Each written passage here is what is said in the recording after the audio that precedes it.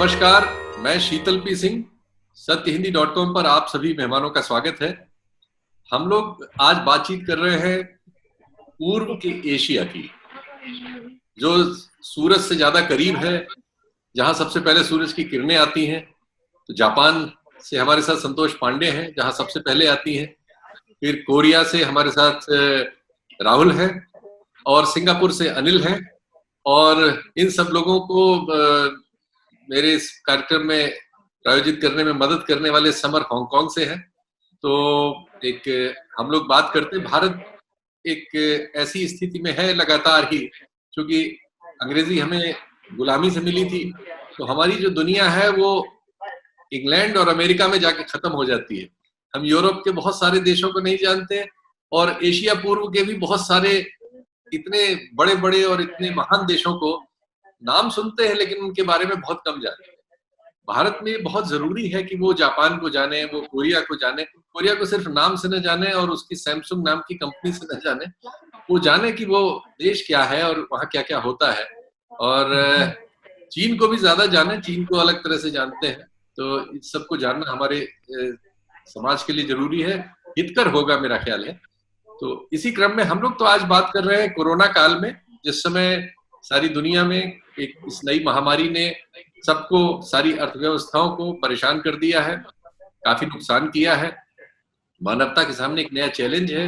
अभी इसकी वैक्सीन नहीं बन सकी है, लेकिन कुछ कारण हैं, जिसमें से व्यवस्था से संबंधित कारण भी हैं और संभवतः कुछ प्राकृतिक कारण भी होंगे, कि एशिया में ईरान को छोड़कर बाकी किसी देश में उतना ज्यादा नुकसान नहीं हुआ है जितना हम यूरोप में पा रहे हैं और अब अमेरिका में पा रहे हैं।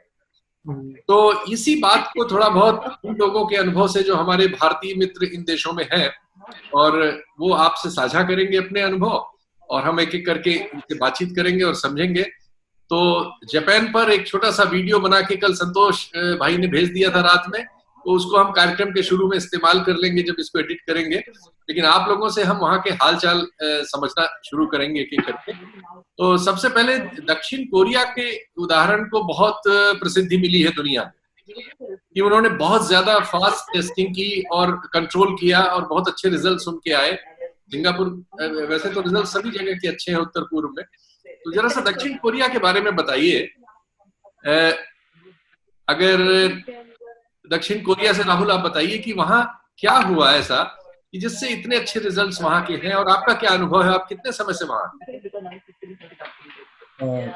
मैं यहाँ 2017 में आया था, अगस्त में मास्टर्स करने के लिए।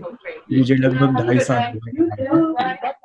और साउथ कोरिया की सबसे बड़ी स्ट्रेंथ है इसकी आईसीटी इंफ्रास्ट्रक्चर और जो गवर्नेंस है आईसीटी की। तो इसने आईसीटी को इस्तेमाल करके ही जो भी अभी कंट्रोल पाया इस एपिडेमिक, पैंडेमिक बोले अब इस पे, तो बहुत काबिल तारीफ है। तो जो साउथ कोरिया का पुराना जो एक्सपीरियंस रहा है इबोला और बाकी जो पैंडेमिक्स हुए हैं, उसने साउथ कोरिया से यही सीखा है कि अगर आईसीटी इंफ्रास्ट्रक्चर को, क्योंकि यहाँ पे जो इंटरनेट पेनिट्रेशन रेट है पूरे वर्ल्ड में सबसे बेटर है, बेस्ट है, और इंटरनेट स्पीड भी अच्छी है, सबके पास एक्सेसिबिलिटी है उस टेक्नोलॉजी की।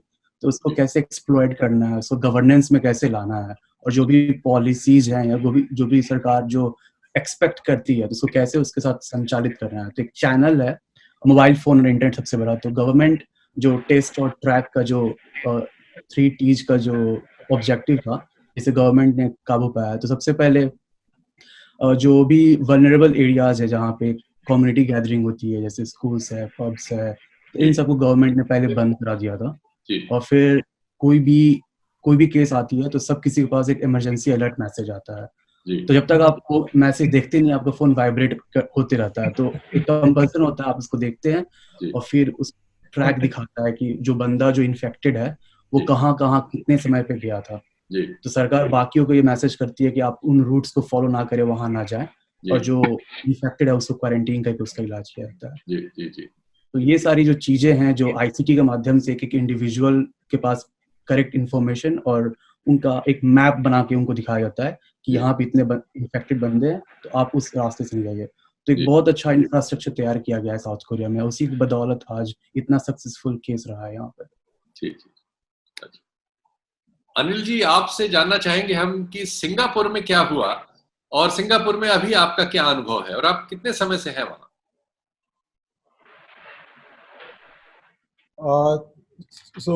मैं सिंगापुर में जनवरी 2019 में आया था इधर, जी या उससे पहले कोरिया में था। एनीवेज, तो यहाँ पे ऐसा कुछ खास है नहीं। आई मीन जैसे इनका जो फर्स्ट फेज हुआ था, आई मीन देन वो लाइक ये सेकंड फेज जो बोल रहे हैं सिंगापुर में जो चल रहा है, इसमें जो नंबर ऑफ इंसिडेंट्स जो ज़्यादा आ रहे हैं, ज़्यादा मिल रहे हैं। पहले केसेस में ज़्यादा नहीं थे। सेकंड तो आई मीन इनको सिर्फ येलो जोन में डाला गया था उस टाइम में। तो उसके बाद में क्या हुआ कि जो इम्पोर्टेड केसेस है, जो लोकल सिंगापुरियन जो बाहर थे, वो वापस आए, तो वहां से पीक करना शुरू किया जो उनका सेकंड फेज में। अदरवाइज आई मीन जो मेजर क्राइसिस है राइट नाउ, वो like per day around 700 people, 800 people, 700-800 लोग। तो उसमें 700-800 लोग लाइक पेशेंट्स मिल रहे हैं इसके कोरोना वायरस के। उसका मेन रीजन ये है कि उसका main casualties 700-800-900 like per day के हिसाब से। नहीं उसका मेन रीजन माने डेथ, मैंने पूछा डेथ तो कम हो रही है। नो, कैजुअलिटी बहुत कम है इधर, ओनली 20 आउट ऑफ 25,000 केसेस। अच्छा, या बहुत ही कम है। जी या सो बेसिकली प्रॉब्लम यहाँ पे ये है कि जो माइग्रेंट्स वर्कर हैं जी, और माइग्रेंट्स वर्कर की संख्या काफी ज्यादा है, लाइक अराउंड 3,20,000 के आसपास है जी। सो वो डोमेट्रीज में रहते हैं जी, और डोमेट्रीज में सब कुछ शेयर करते हैं जी।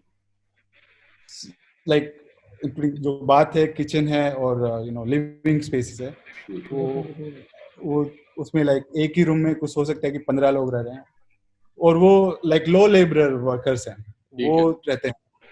तो उनके केसेस राइट नाउ 700-800 आर।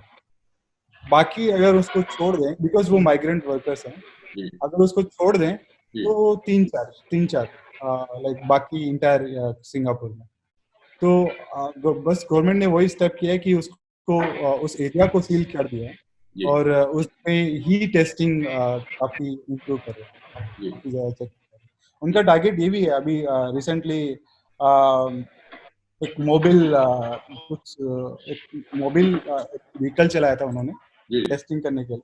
तो उनका टारगेट है कि अबाउट 50,000 पर डे के हिसाब से टेस्टिंग करेंगे।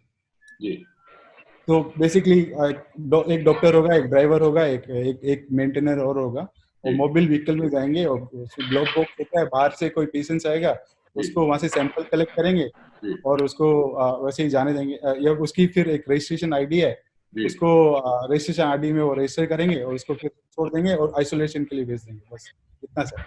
अच्छा संतोष जी, आपसे समझना चाहेंगे जापान में क्या हालात है, कोरोना का कितना असर है? पहले सामाजिक असर ही पूछते हैं कि कितने केसेस किस तरह से है, डेथ्स हुई हैं और कंट्रोल किस लेवल पे, फिर समर से हांगकांग के बारे में पूछें। नमस्कार शीतल जी। जी और सारे जुड़ने वालों को नमस्कार। जापान में दरअसल थोड़ा हाल अपने हिंदुस्तान जैसा था शुरुआत में। सरकार की आलोचना हुई कि एक्शंस बहुत देर में लिए गए। अभी 20-25 दिन हुए हैं जब से यहाँ पे इमरजेंसी की घोषणा हुई है और जिसको मतलब 31 मई तक बढ़ाया गया है कि, लेकिन आज के ही दिन 47 राज्य हैं जापान में, जिसको यहाँ प्रीफेक्चर बोलते हैं, उसमें से 37 राज्यों में से इमरजेंसी हटा ली। अच्छा। हाँ, केवल टोक्यो, जहां मैं इस समय टोक्यो में हूँ, रहता हूँ यहाँ पे, और कुछ ऐसे ही जहां पर अर्बन इलाके जहां पे डेंसिटी पॉपुलेशन की ज्यादा है, वहां पे ऐसे 8-9 राज्य हैं जहां पे इमरजेंसी है। अच्छा, चूंकि हम सारे भारतीय यहाँ बैठे हुए हैं तो इमरजेंसी का नाम सुनते ही हमको सन 77 और 75 की इमरजेंसी याद आती होगी कि जिसमें पुलिस आपके घर में घुसकर और ये करता है। इमरजेंसी का यहाँ मतलब ही नहीं है। पहली बात आपको जाननी चाहिए, जापान कुछ मामलों में साउथ एशिया और या ईस्ट एशिया के और मुल्कों के, सॉरी ईस्ट एशिया के मुल्कों के जैसा ही है, कम से कम देखने में एक जैसे लगते हैं, लेकिन कुछ चीजें बहुत ही भिन्न है। जैसे एक तो यहाँ पे पैसिफिक कॉन्स्टिट्यूशन है, तो यहाँ पे इमरजेंसी नाम की जैसी कोई अवधारणा इनके संविधान में थी ही नहीं। ये अभी 1 महीने पहले आबे साहब ने इमरजेंसी के लिए इमरजेंसी डिक्लेयर की जा सकती है, इसके लिए 1.5 महीने पहले संसद से इन्होंने एक बिल पास कराया कि हम इमरजेंसी डिक्लेयर कर सकते हैं कि नहीं। अदरवाइज यहाँ के कॉन्स्टिट्यूशन में ये बात है ही नहीं कि आप इमरजेंसी डिक्लेयर करें। दूसरी बात, इमरजेंसी का वो मतलब नहीं है कि आप किसी के ऊपर जबरदस्ती करें, ज्यादा से ज्यादा आप एडवाइजरी जाहिर कर सकते हैं बस, कि भाई ये आपातकाल है, अपनी सुरक्षा आप स्वयं करें, आपको एडवाइजरी दी जा रही है। और हाँ, कुछ सार्वजनिक स्थल जैसे पार्क्स हो गए, अम्यूजमेंट पार्क्स हो गए, और जहाँ पे जो सरकारी जगह हैं उनके ऊपर उनका अधिकार है, वहां पे वो आने जाने में थोड़ी रोकथाम लगा सकते हैं। बाकी प्राइवेट प्रॉपर्टीज, प्राइवेट व्हीकल, ना वो ट्रेन बंद कर सकते हैं, ना वो बस बंद कर सकते हैं। हालांकि एक राज्य से दूसरे राज्य पे जाने में एडवाइजरी है कि न जाए आप, तो जनता अपने आप फॉलो कर रही है। पहली बात तो ये समझना चाहिए। और ट्रेनें कोई बंद नहीं हुई है, बस कोई बंद नहीं हुई है, पूरी बस खाली जाती है। मैंने देखा है, पूरी ट्रेन खाली रहती है 20% की कैपेसिटी में। वो नुकसान सरकार वहन कर रही है। लेकिन मैंने पूछा एक अपने जापानी मित्र से, यार ऐसा क्यों है भाई, आप इतना नुकसान हो रहा है? कह रहे अगर मान लीजिए एक भी जरूरतमंद इसमें है तो उसका क्या होगा। तो इस लेवल की संवेदनशीलता को समझना पड़ेगा, पहली बात, अगर जापान की बात कर रहे हैं। दूसरी बात, आबे साहब के थोड़ा सा वो उन्होंने समय लिया इमरजेंसी डिक्लेयर करने में, उसकी आलोचना हुई, यहाँ की विपक्षी पार्टियों ने भी की, और लोगों ने यहाँ तक कहा कि इनको बहुत दिन सत्ता में रहते हुए हो गया है और शायद इसलिए ये कॉम्प्लेसेंट हो गए हैं, मतलब ये लेकिन ऐसा नहीं है। और उसके रिजल्ट अच्छे आ रहे हैं। कल की मैं बात बताऊं, कल का डेटा मेरे पास है, आज का तो नहीं उपलब्ध है। ठीक है। पूरे जापान में 30 से 40 केसेस आए। अच्छा। और केवल टोक्यो में 10 केस। पहले ये आंकड़ा 100 के ऊपर था। अभी सरकार ने ये कहा है कि नया नॉर्म्स ये है कि 1 लाख की आबादी में एक व्यक्ति नहीं, 0.5 व्यक्ति की रेशियो से अगर आता है तो उसको रेड जोन, जिसको अपने यहाँ कहते हैं भारत में रेड जोन या इमरजेंसी के लिए, उसी को घोषित करें। दूसरी बात, राज्य सरकारों के पावर भी अपने पास है। जैसे यहाँ पर सबसे पहले एक प्रांत है होक्काइडो, जो सबसे नॉर्थ में है, जिसकी सीमाएं रशिया से लगती हैं। उसने अपने आप इमरजेंसी घोषित कर दिया था, जबकि नेशनल लेवल पे नहीं हुआ था। इमरजेंसी का मतलब ये है आप अपनी सुरक्षा स्वयं करें। गवर्नमेंट ने एडवाइजरी जारी कर दिया है, ढेर सारे सब्सिडी और पैकेजेस दिए जा रहे हैं। उसके बारे में मुझे लगता है, मैं ज्यादा समय ले रहा हूँ, तो जब आप पूछेंगे तो फिर मैं दोबारा आऊंगा। मैं अर्थव्यवस्था पर दूसरा सवाल करूंगा। अब मैं समर भाई, क्या हाल है तुम्हारे हांगकांग में? तुम्हारे यहाँ से तो बहुत अच्छी खबरें, शायद केस वेस बिल्कुल नहीं है, क्या खबर है? नहीं, 23 दिन तक लगातार कोई कम्युनिटी इन्फेक्शन नहीं था हांगकांग में। उसके बाद 2 केसेस ऐसे मिले हैं जिनका कॉन्टैक्ट ट्रेसिंग नहीं हो पाया है, लेकिन उसके बावजूद हांगकांग में कोई दहशत नहीं है, कोई दिक्कत नहीं है। मैं अभी खुद योगा स्टूडियो में बैठा हूँ, अगर आप देख पा रहे हो तो। हाँ, बिल्कुल बिल्कुल, आप दिखा दे रहे हैं। जी। हाँ, मतलब मैं इसलिए भी, मतलब मैं जाके कहीं और भी बैठ सकता था, पर मैं यहाँ इसलिए बैठ गया कि आप ठीक है देख सकें कि हालात एकदम दिखा दे रहे हैं। जी। हाँ, तो मतलब यहाँ पे अभी 1050 केसेस हैं, डेथ 3-4 के अंदर हैं, कोई दिक्कत बिल्कुल भी नहीं है जी। और हाँ, लेकिन क्योंकि हम जैसे शुरुआत से ही जो पूरा एक किया था कि वो बिल्कुल भी तुरंत तत्पर हुए थे और कॉन्टैक्ट ट्रेसिंग से लेकर के सब कुछ यहाँ योगा स्टूडियो में भी आपकी जो मैट्स है वो 1.5 मीटर से ज्यादा दूरी पे रहेंगी। मास्क पहनना अनिवार्य नहीं है क्योंकि वो टेम्परेचर वगैरह सब चेक करके आते हैं आप 2 बार, लेकिन वो सोशल डिस्टेंसिंग मेंटेन होगा, उससे कोई समझौता नहीं होगा। और हांगकांग मतलब अपने सामान्य गति में चल रहा है। अच्छा। हाँ, 23 दिन तक लगातार कोई कम्युनिटी इन्फेक्शन नहीं था। अच्छा। मतलब जितने भी थे वो आउटसाइडर थे। इधर 2 दिन के मतलब केसेस मिले हैं, बाप बेटी ही हैं जी। तो, लेकिन जिनका सोर्स नहीं पता चला है तो वो फिर से बहुत अलर्ट हो गए। अच्छा, अब सारे मित्रों से मैं पूछूंगा थोड़ा सा अर्थव्यवस्था से संबंधित सवाल। हुआ यह है कि भारत में केंद्रीय सरकार ने अभी 2 दिन पहले एक बड़ा पैकेज अनाउंस किया है 20 लाख करोड़ का। आप लोगों ने यहाँ की खबरें तो आप पढ़ते रहते होंगे, आप जान ही रहे होंगे, लेकिन उसको लेके भारी आलोचना है कि उसमें कैश किसी को कुछ नहीं दिया है। काइंड में बहुत सारी बातें हैं, बहुत सी फ्यूचरिस्टिक बातें हैं कि लोन आप लेंगे तो उसमें क्या क्या छूट मिलेंगी वगैरह वगैरह। कैश या एक तरह से मदद के तौर पे फौरी सिर्फ इतना है कि आपके यहाँ 5 किलो राशन इस 1 महीने और 2 महीने के लिए उन्होंने अरेंजमेंट किया है कि जो एक बहुत बड़ी आबादी को मिलेगा। और एक सेक्टर है सिर्फ जिसमें 90,000 करोड़ रुपए उन्होंने, वो हमारे यहाँ जो बिजली बनाने वाली कंपनियां उनका जो वितरण करती हैं उन कंपनियों के घाटे को पूरा करने के लिए दिया है, जो साफ साफ नजर आता है कि किसी सेक्टर में। तो आपके देशों में भी जहां आप लोग हैं वहां भी जो आर्थिक हालत है क्या है, पहला सवाल। दूसरा, उसको एड्रेस करने के लिए सरकारें क्या वहां भी किसी तरह के पैकेज वगैरह अनाउंस हुए हैं, तो उसमें क्या हो रहा है, इस पर थोड़ा सा प्रकाश डालें। तो सबसे पहले हम दक्षिण कोरिया से शुरू करते हैं। दक्षिण कोरिया के बाद फिर हम सिंगापुर और फिर जापान, वही क्रम रखेंगे। तो राहुल से ही पूछते हैं पहले। राहुल जी, आप बताएं। तो यहाँ पे भी बहुत क्योंकि साउथ कोरिया एक एक्सपोर्ट ओरिएंटेड इकोनॉमी है, तो सब जितना भी इकोनॉमी है मेजरली एक्सपोर्ट पर डिपेंड करता है। तो पैंडेमिक जब स्टार्ट हुआ था तो फरवरी मार्च के दौरान यहाँ का जो इंडस्ट्रियल आउटपुट था वो बहुत श्रिंक कर गया था, लेकिन बाद में धीरे धीरे इसमें सुधार होना स्टार्ट हुआ था। और गवर्नमेंट जो है वो बहुत एग्रेसिवली जो एसएमईज हैं उनको और जो लोकल बिजनेसेस हैं उनको सपोर्ट करने के लिए बहुत सारे पैकेजेस स्टार्ट करी थी। और मैंने एक न्यूज पढ़ा था कि यहाँ पे भी एक डिजास्टर रिलीफ फंड करके हर एक हाउस होल्ड को लगभग 5 लाख कोरियन वॉन के आसपास प्रदान करना था। तो अभी वो एक्चुअली रिलीज और इम्प्लीमेंट हुआ है नहीं, इस पे ज्यादा जानकारी नहीं है, लेकिन ये न्यूज में आया था कि पार्लियामेंट में ये बात हो रही थी कि बेसिक इनकम के आधार पर हर कम्युनिटी जो इफेक्टेड है उसे 5 लाख कोरियन वॉन, जो लगभग 30,000 रुपए इंडियन कन्वर्ट करने पे होता है, वो भी मिलना था।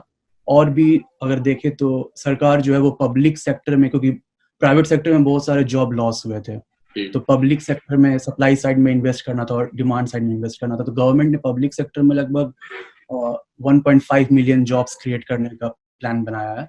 और जो भी एसएमईज को सब्सिडी जो गवर्नमेंट देती है तो उसमें भी एक कंडीशनल रखा हुआ है कि अगर जो बिजनेसेस इतना जॉब एम्प्लॉय जनरेट करेंगे, जॉब एम्प्लॉयमेंट, तभी उनको वो सब्सिडी का लाभ मिलेगा। तो कहीं कहीं कंडीशनल सब्सिडी है, कहीं कहीं अनकंडीशनल कैश ट्रांसफर है, जैसे बेसिक इनकम के आधार पर मिला था। और भी जो पब्लिक सेक्टर में जो सिविल सर्वेंट्स है, जो उनका एग्जामिनेशन था वो सब हॉल्टेड था बहुत देर तक। तो गवर्नमेंट, स्टेट गवर्नमेंट जो है, प्रोविंशियल गवर्नमेंट और सेंट्रल गवर्नमेंट जो है, तो वो उसको अब रिज्यूम करने वाली, क्योंकि जॉब क्राइसिस बहुत बढ़ गई थी। प्राइवेट कंपनियां बहुत हद तक फ्लेक्सिबल हैं, बड़ी बड़ी कंपनियां भी और स्मॉल स्टार्टअप्स भी, जो कि मैं भी एक स्टार्टअप में काम करता हूँ और लास्ट मंथ में मेरा लगभग 2 महीने तक वर्क फ्रॉम होम था, एक प्राइवेट स्टार्टअप होने के बावजूद। और अभी क्या हुआ है, जैसे लास्ट मंथ में कुछ दिनों तक कोई 0 केसेस आ रहे थे कोरोना इन्फेक्शन के, लेकिन अभी लास्ट वीक क्या हुआ है, क्लस्टर इन्फेक्शन फिर से जनरेट हुआ है साउथ कोरिया में। एक इथेवॉन नाम का एक मल्टीकल्चरल इलाका है यहाँ पे, तो वहाँ पे एक क्लब जो नाइट बार्स होते हैं, वहां से कल क्लस्टर इन्फेक्शन स्टार्ट हुआ। और सेकेंडरी और टर्शरी जो इन्फेक्शन हुआ उसको अगर इंक्लूड कर दे तो अभी 70+ इन्फेक्शन होने स्टार्ट हो गया। तो कल भी देखेंगे, कल 28 के आसपास इन्फेक्शन आए थे और आज भी 29 के आए हैं। तो मेरी कंपनी ने 2 दिन पहले ही एक इमरजेंसी मैसेज भेज के सबको फिर से ये बोला कि आप लोग घर से ही काम करें, आपको ऑफिस आने की जरूरत नहीं है। लेकिन बहुत सारी कंपनी ऐसे अफोर्ड नहीं कर सकते हैं, तो अभी भी गवर्नमेंट वहाँ लैक कर रही है इंटरवेंशन से कि कैसे प्राइवेट सेक्टर जो अफोर्ड नहीं कर सकते हैं वर्क फ्रॉम होम को कैसे सपोर्ट किया जाए। लेकिन फिर भी गवर्नमेंट जितना कर सकती है उतना कर रही है, और अभी भी ग्राउंड लेवल पे चीजें आनी बाकी है, तो उसका इंतजार करेंगे हम सब। हम जानेंगे कि अनिल जी से कि सिंगापुर में क्या क्या हुआ भाई, इस तरह के स्टिमुलस क्या इकोनॉमी में आए। इकोनॉमी पे सिंगापुर तो एक एशिया की बड़ी नामी गिरामी इकोनॉमी है, क्या वहां हो रहा है और क्या क्या सरकार कर रही है? जैसे साउथ कोरिया एक एक्सपोर्ट इकोनॉमी है, Singapore I think heavily export economy है, बिकॉज इसके पास लिटिल कुछ नहीं है, तो ये प्योरली एक्सपोर्ट के ऊपर डिपेंड करती है। तो बेसिकली इकोनॉमी इसकी लाइक बहुत नीचे जा रही है, बिकॉज जो सराउंडिंग इंडोनेशिया और मलेशिया है, बॉर्डर क्लोज हो चुके हैं। तो जो मैं स्पेसिफिक इसका जो एक्सपोर्ट होता है हांगकांग और चाइना के साथ में 20-25% का एक्सपोर्ट जो होता है, वो भी काफी दिनों से लाइक रुका हुआ है। और तो उसको लेके कि इसकी इकोनॉमी में पुश नहीं हो रहा है, तो गवर्नमेंट ने क्या डिसाइड किया है कि कुछ मेरे को सिंगापुर में नंबर पता है 21 billion Singapore dollar, I think वो कुछ 12-13 हजार करोड़ इंडियन रुपीज में है। तो वो रिजर्व्स जो हैं उससे निकाले हैं इन्होंने, और फिर उन्होंने जो around 7 billion crore, I think 7 billion उसका जो है उसने स्पेशली जो जॉब सीकिंग पीपल है या फिर जिसके जॉब में लॉस हुआ है, उनको दिया है।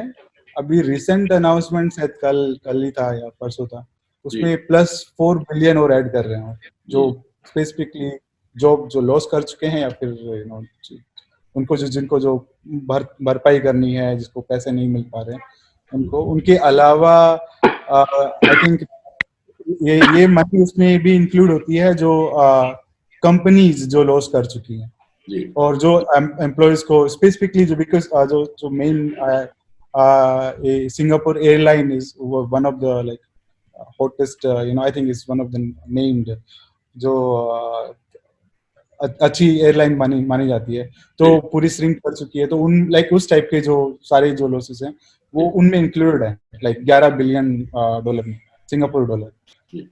उसके अलावा इन्होंने टैक्स रिफंड पे इनका टैक्स रिफंड वैसे भी काफी कम है यहाँ पे।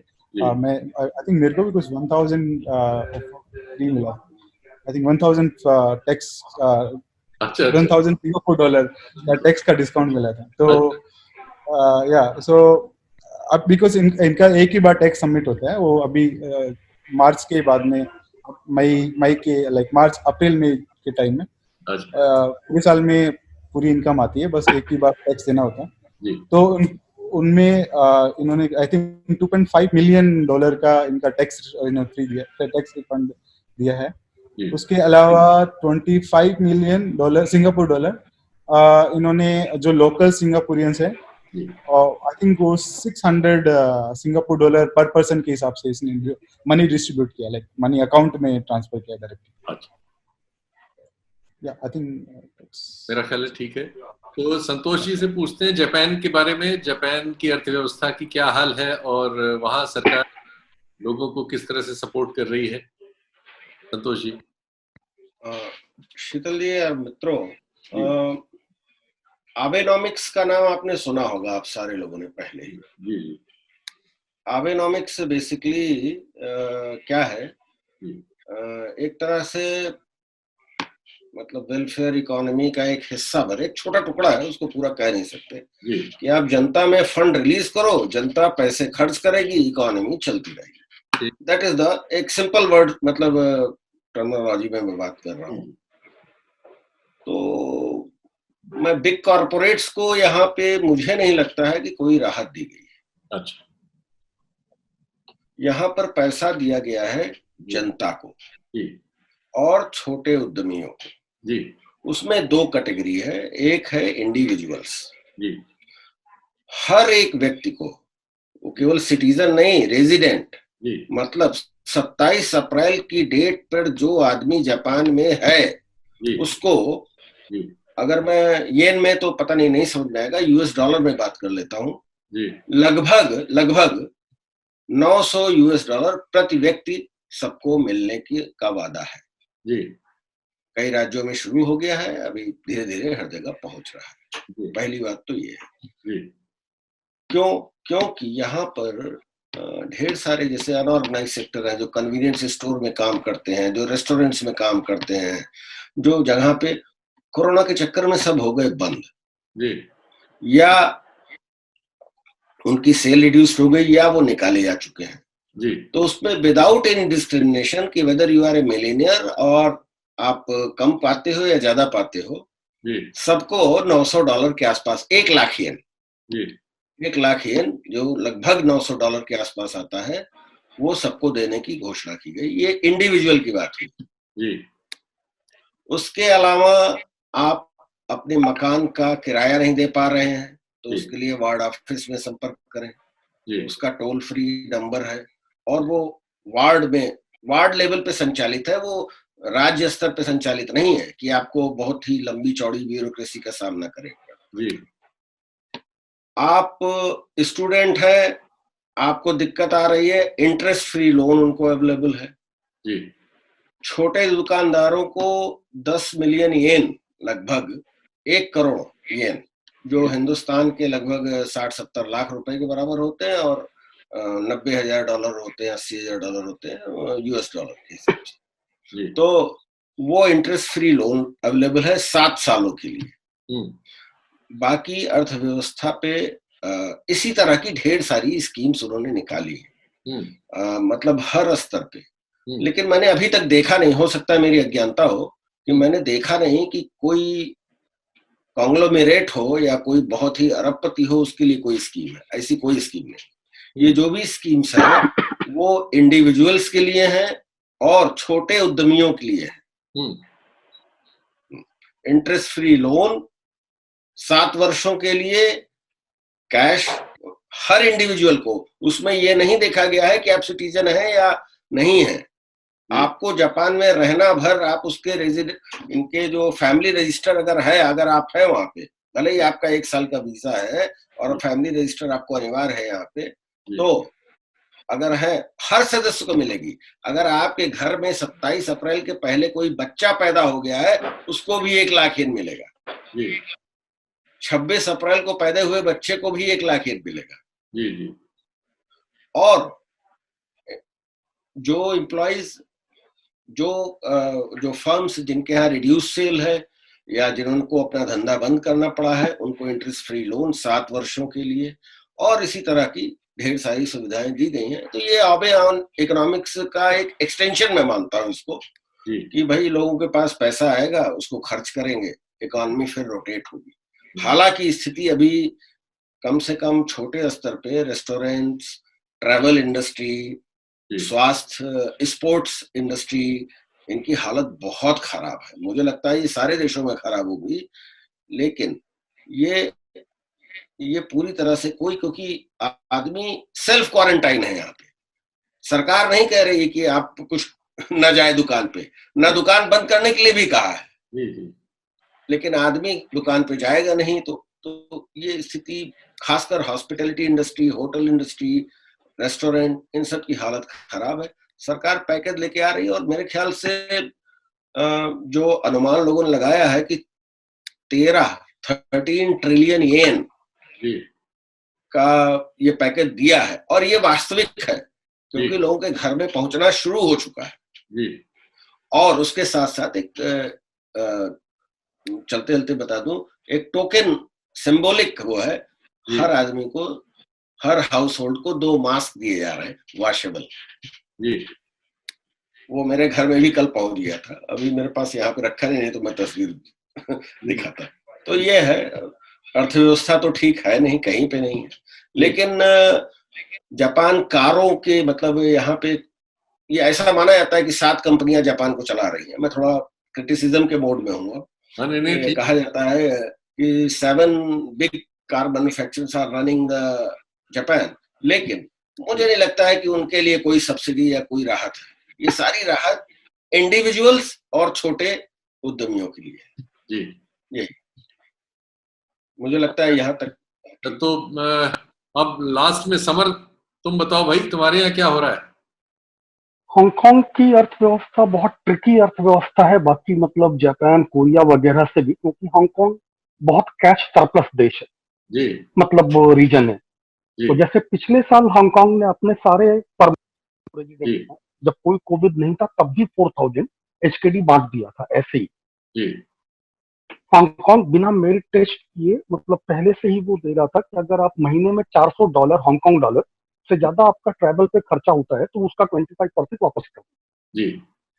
तो ये हांगकांग का पहले से रहा है। लेकिन इस साल हांगकांग ने कोविड के बारे में जब तो हांगकांग की आप गवर्नमेंट की बोलेंगे वो बिल्कुल ठीक है, उनके जितने कैश रिजर्व हैं वो बहुत पर्याप्त हैं संभालने के लिए। जनता को फर्क पड़ा है, नौकरियां अभी तक हांगकांग में कोई बहुत नहीं गई हैं, कुछ गई हैं, खासतौर पर ट्रैवल इंडस्ट्री, क्योंकि टूरिस्ट बहुत आते हैं तो टूरिज्म हॉस्पिटैलिटी सेक्टर में बहुत सारी नौकरियां गई हैं, रेस्टोरेंट्स बंद हुए हैं, उनमें जॉब्स गई हैं, लेकिन ज्यादातर लोगों को ले ऑफ नहीं किया गया है, सैलरी काट के रखा गया है। तो हांगकांग ने जो पहला काम किया कि उस स्थायी निवासी को 10,000 HKD दे दिए, जो भारतीय मुद्रा में करीब करीब 95,000 होते हैं। तो जैसे मैं यहाँ का नागरिक नहीं हूँ लेकिन अस्थायी निवासी हूँ, तो मुझे भी ये 95,000 मिलेंगे। तो पहला काम तो इन्होंने ये किया। जो आर्थिक रूप से जो कमजोर तबके के लोग हैं उनको भी इन्होंने कैश स्कीम दी। और अभी संतोष तो मतलब मैं वही, मुझे थोड़ा सा वो लगा कि सब लोगों को यहाँ भी वो वॉशेबल मास्क मिल रहे हैं। और ये हम लोगों के ख्याल में ही नहीं आता कि ये कोई मतलब मदद है कि वो आपके घर पे मतलब आपको पहुंचा जाएंगे, आपको केवल रजिस्टर करना है।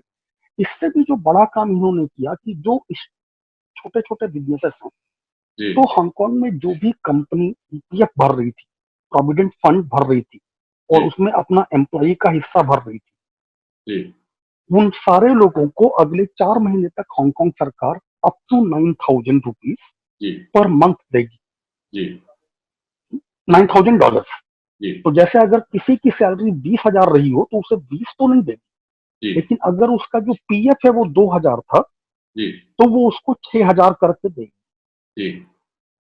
तो इसका मतलब ये है कि किसी को भी आर्थिक संकट मतलब वाला है या स्टार्वेशन का है वो नहीं है कि 9,000 अगर आपको घर बैठे सरकार दे रही है, अगर आपकी कंपनी नहीं चल रही तो भी, अगर आपका कोई बिजनेस नहीं चल रहा है तो भी। और उसके पीछे ये भी शर्त नहीं है कि आपने 1 साल EPF भरा हो या 2 साल EPF भरा हो, नहीं, अगर आपने 1 महीने भी तो आपको ये मिल रहा है। अंतिम बात, जो बड़े कॉर्पोरेशन हैं, जापान से अलग सीन है, यहाँ हमारा बजट सेशन आने वाला है, यहाँ पे उनको भी बहुत देंगे। और उसके पीछे मुझे समझ में आता है ओलिगार्की टाइप का सीन है, मतलब कंपनीज का बड़ा रोल है, बजट में उनके लिए भी प्राविधान किए जाएंगे, अभी तक नहीं किए गए। जनता के लिए बहुत प्राविधान किए गए हैं और वो बिना मतलब आपकी इकोनॉमिक स्टेटस को देखे किए गए। हर व्यक्ति को 10,000 हांगकांग डॉलर, ये छोटी बात नहीं। हांगकांग की जो एवरेज सैलरी है, मीडियम सैलरी, वो 14,000। जी। तो काफी अच्छी बातचीत यहाँ पे शीतल जी, यहाँ पे अभी समर जी ने कहा, उसमें मैं एक चीज कहना चाहूंगा। जो बिग कॉर्पोरेट्स में यहाँ पे बात जो जापान में नहीं दिया गया, उसके पीछे एक बहुत बड़ा रीजन ये है। अभी 2-3 साल पहले टोक्यो के मेयर का इलेक्शन हुआ था, कोइके जी यहाँ पे मेयर इलेक्ट हुई थी। उनका ये फंडा ये था, उन्होंने एक प्रपोजल दिया था कि जो बिग जो 7 बड़ी कंपनियां, 9, 10, 12 बड़ी कार मैन्युफैक्चरर्स हैं, इनके पास अकूत सरप्लस पड़ा हुआ है। Why they are keeping it? इसको निकाल के जनता में लगा। जो यहाँ पे इस समय मेयर है टोक्यो की, ये उनका जब इलेक्शन में आबे जी के सामने वो खड़ी हुई तो उनका नारा था और कोइके जी इलेक्शन हार गई। नेशनल लेवल पे हार गई उनकी पार्टी। तो यहाँ के कॉर्पोरेट्स के पास बहुत मतलब सरप्लस तो मतलब मेरे ख्याल से ट्रिलियंस में है। शिंजो आबे के मामले में संतोष पांडे जी के इस अनुभव के साथ आज के इस कार्यक्रम को यहीं समेटते हैं। भविष्य में आपसे फिर मिलेंगे ऐसे ही किसी नए अनुभव के साथ और नए दोस्तों के साथ। बहुत बहुत धन्यवाद। नमस्कार। सत्य हिंदी के और वीडियोस को देखने के लिए हमारे YouTube चैनल को सब्सक्राइब करें और सीधे नोटिफिकेशन पाने के लिए बेल आइकन दबाएं।